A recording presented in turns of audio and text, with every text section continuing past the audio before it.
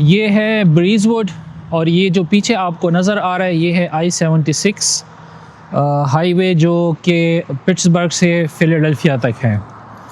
तो हम जाते हुए रास्ते में यहाँ पे रुक गए, एक छोटा सा स्टॉप लिया है और फ़िलाडेल्फिया से पिट्सबर्ग जाते वक्त जब हम हैरिसबर्ग से आगे जाते हैं तो फिर पूरे रास्ते में इस तरह की पहाड़ियाँ हैं और चूँकि फ़ॉल का मौसम है तो सारी पहाड़ियाँ कलरफुल हैं। तो बहुत ही प्यारा हाईवे है और बहुत ही मज़े की ड्राइव है।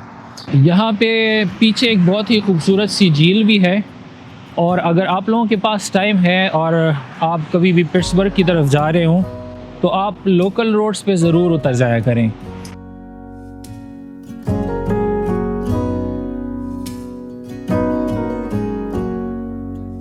If I wrote you a song, if I got every word perfectly weighted on a thin piece of paper, would it make any difference?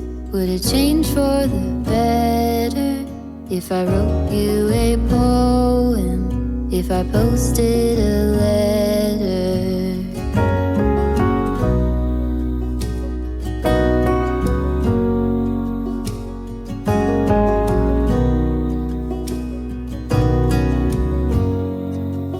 Is it maybe because I never knew quite where I was, then suddenly you told me, baby, you're lost, but I am too. Whatever the cost, we'll make it through. Tell me you're the one for me now, 'cause what am I supposed to do? If you are not the one for me, then tell me now what I could do.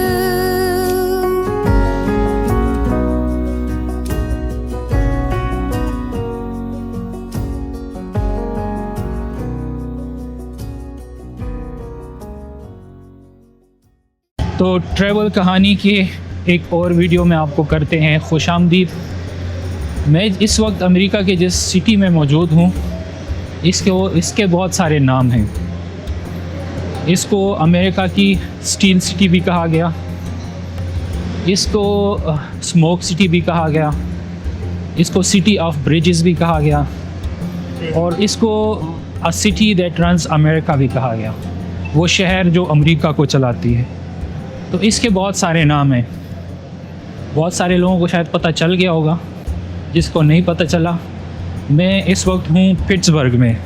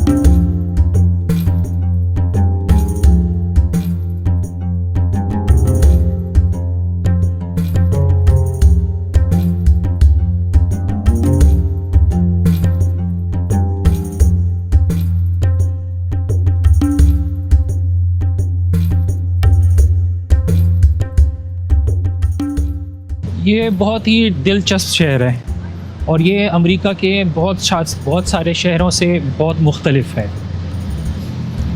1750 से पहले यहाँ पे native Indians रहते थे और इस city का कोई नाम नहीं था। यहाँ पे 3 दरिया आपस में आके मिलते हैं, तो यहाँ के जो मकामी लोग थे वो मकामी ज़ुबान में उसको कहते थे दरिया का संगम। 1750 में यहाँ पे फ्रेंच आए। आपको पता है कि यहाँ पे अमेरिका के बहुत सारे शहरों में फ्रेंच और ब्रिटिश के बीच में बहुत सारी लड़ाइयाँ हुई, कब्ज़े की जंग थी बेसिकली। फ्रेंच, ब्रिटिश और यहाँ के नेटिव अमेरिकन्स जिसको इंडियंस कहते थे। तो फ्रेंच आए, उन्होंने यहाँ से इंडियंस के साथ लड़ाई की। इंडियंस के साथ, बेचारों के साथ वैसे भी मतलब पुराने टाइप के लोग थे, तीर कमान से लड़ने वाले। फ्रेंच के पास उस वक्त की जदीद टेक्नोलॉजी थी, तो उन्होंने यहाँ के इंडियंस को शिकस्त दी, यहाँ पे इस जगह पे कब्ज़ा कर लिया। सन 1750 में जब फ्रेंच यहाँ पे आए तो उन्होंने यहाँ के इंडियंस को शिकस्त दी, इंडियन यहाँ से भाग गए।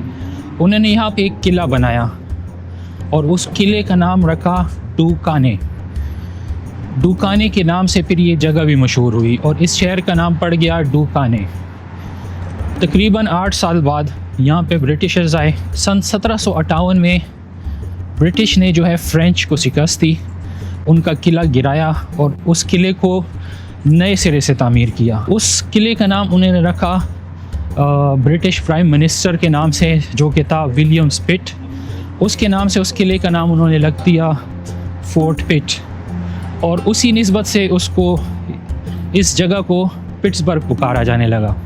18वीं सदी के एंड में और 1900 के सदी के शुरुआत में जब अमेरिका में इंडस्ट्रियल रिवॉल्यूशन आया, जब अमेरिका की इकॉनमी जो थी वो इंडस्ट्रीज़ पे चलती थी, तो यहाँ पे स्टील की इंडस्ट्रीज़ लगी और वो करते करते बहुत ज़्यादा बढ़ गई।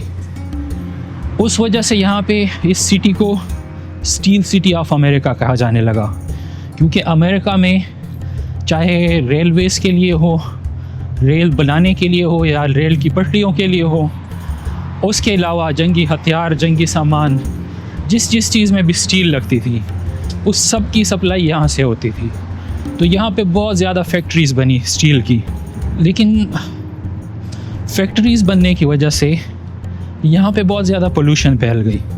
जब फैक्ट्रीज़ चलती थी उनसे बहुत ज़्यादा धुआं निकलता था और धुआं फिर आसमान में भर जाता था, और यहाँ का आसमान हमेशा धुएं से भरा रहता था, जिसकी वजह से इस जगह को स्मोक सिटी ऑफ अमेरिका कहा जाने लगा, क्योंकि यहाँ पे आलूदगी बहुत ज़्यादा थी। तकरीबन 50 साल बाद 1950 के करीब जब इनका इंडस्ट्रियल रिवॉल्यूशन ख़त्म हुआ, यहाँ से इंडस्ट्रीज़ ख़त्म होने लगी। इंडस्ट्रीज़ दुनिया के और बहुत सारे ममालिक में बन गई, यहाँ का लेबर महंगा पड़ता था, इनकी ज़रूरियात भी थोड़ी सी कम हो गई। तो इस शहर की जितनी इंडस्ट्रीज़ हैं स्टील की, वो बंद हो गई। अब जब इंडस्ट्रीज़ बंद हुई तो यहाँ के लोगों के हाथ से रोज़गार चला गया, क्योंकि ज़ाहिर इंडस्ट्रीज़ चलती थी तो उसी की वजह से यहाँ के लोगों को रोज़गार मिलता था। तो उसके बाद इस सिटी ने फ़ैसला किया और ये लोग शिफ्ट हो गए टेक्नोलॉजी की तरफ। इन्होंने टेक्नोलॉजी में तरक्की की। यहाँ पे इस सिटी के बारे में अगर इस वक्त मैं आपको बताऊं तो यहाँ पे मेडिकल रिसर्च सेंटर है, जो दुनिया के सबसे बड़े मेडिकल रिसर्च सेंटर्स में माना जाता है। यहाँ पे AI और रोबोटिक्स पे काम होता है। ये इस वक्त अमेरिका में AI और रोबोटिक्स का एक हब है। इसकी वजह से इस शहर को कमबैक सिटी ऑफ अमेरिका भी कहते हैं, क्योंकि जब इंडस्ट्री बंद हुई, लोगों का रोज़गार ख़त्म हुआ, तो उन्होंने एक शिफ्ट लिया और ये चले गए इन टेक्नोलॉजी की तरफ और सर्विसेज की तरफ चले गए। और वो शहर जो किसी ज़माने में इसको स्मोक सिटी कहा जाता था, आज एक बहुत ही सरसब्ज़ सिटी है, ग्रीन सिटी है, आलूदगी से पाक। इधर आके आपको जो वाइब्स मिलती है ना, वो एक टाउन जैसी वाइब्स मिलती है, एक ठहराव मिलता है आपको। मैंने पहले कभी इतने नाम किसी एक शहर के नहीं सुने। इस सिटी को सिटी ऑफ ब्रिजेस भी कहते हैं और उसकी एक वजह है। इस शहर में तकरीबन 400 ब्रिज हैं जो मुख्तलिफ़ दरिया और नदी नालों पे बने हुए हैं। 400 ब्रिज है और उन ब्रिजेस की वजह से इस शहर को सिटी ऑफ ब्रिजेस भी कहते हैं। अच्छा, तो पिट्सबर्ग के बारे में एक और दिलचस्प बात बताऊं आपको। यहाँ पे जितने भी ब्रिजेस हैं ना, यहाँ पे जब लोग आते हैं, स्पेशली कपल्स, वो यहाँ पे ताले लगा जाते हैं। लेकिन जो चीज़ मैंने नोटिस की है, हर ताले पे या तो नाम लिखे होते हैं डेट के साथ, या फिर उन नामों के इनिशियल्स लिखे होते हैं और उसके साथ तारीख़ लिखी होती है। तो जहाँ तक मुझे लगता है, ये लोग एक यादगार के तौर पे यहाँ ताला लगा जाते हैं, उस पर तारीख़ लिखते हैं कि जिस तारीख़ को वो लोग आए थे, और अपने नाम लिख देते हैं, और शायद ये सोच के लिखते हैं कि अगली बार हम आएंगे और देखेंगे कि ताला लगा हुआ है, तो एक यादगार के तौर पे। और शायद बहुत सारे लोग कोई मन्नत मुराद भी मांगते हो, कोई नहीं पता। एक दिलचस्प बात थी, सोचा आपको बता दूँ। ओके, तो मैं ब्रिज से वॉक करता हुआ इसी साइड वॉक पे जो दरिया पे बना हुआ है, और आ गया हूँ पॉइंट स्टेट पार्क पे।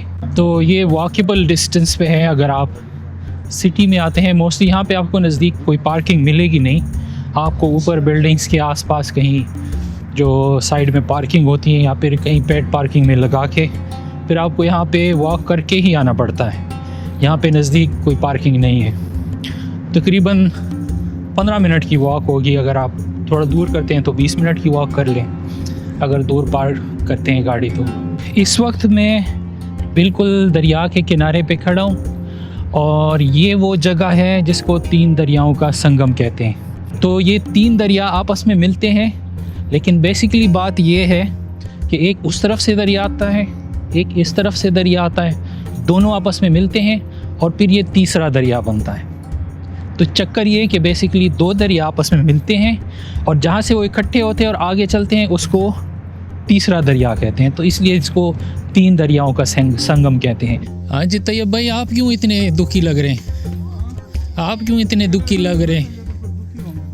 अच्छा, वाह खाना साल आती। बारबेक्यू रेडी है आपका।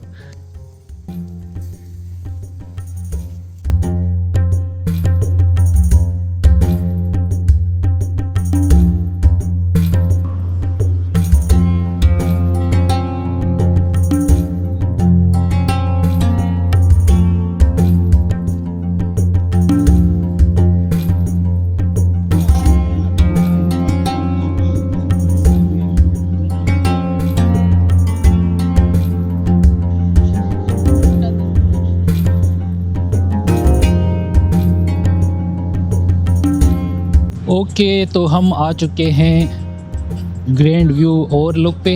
अगर आप लोग पिट्सबर्ग आते हैं तो ये एक मस्ट विज़िट जगह है, और स्पेशली नाइट को, क्योंकि रात को यहाँ पे पूरा शहर नज़र आता है, पूरे शहर की रोशनियाँ नज़र आती हैं और उनकी रिफ्लेक्शंस आपको दरिया में नज़र आ रही होती हैं। तो बहुत ही खूबसूरत मंज़र होता है, ये देखने वाला होता है। और अगर आप पिट्सबर्ग में आते हैं तो स्पेशली दिन को भी ये बहुत ही यहाँ पे प्यारा नज़ारा होता है। यहाँ पे दरिया तीनों नज़र आ रहे होते हैं और बिल्डिंग्स भी, लेकिन रात को मस्ट विज़िट जगह है। ये बेसिकली एक पहाड़ी सी है जिसके ऊपर टाउन भी है, फिर नीचे सिटी है, और यहाँ से पूरा व्यू नज़र आता है सिटी का। और जो भी टूरिस्ट या लोग जो भी आते हैं, इवन लोकल लोग भी, यहाँ पे शाम के टाइम जब अंधेरा हो जाता है तो यहाँ पे सारी रोशनियाँ हो जाती हैं और वो लोग वॉक करने के लिए आते हैं। तो ये बहुत ही ज़बरदस्त जगह है। आप सिटी देखें, इंजॉय करें। अगर आप आ नहीं सकते तो मेरी वीडियोज़ के थ्रू देख लें, और ट्रैवल कहानी को सब्सक्राइब करें और वीडियो को लाइक करें।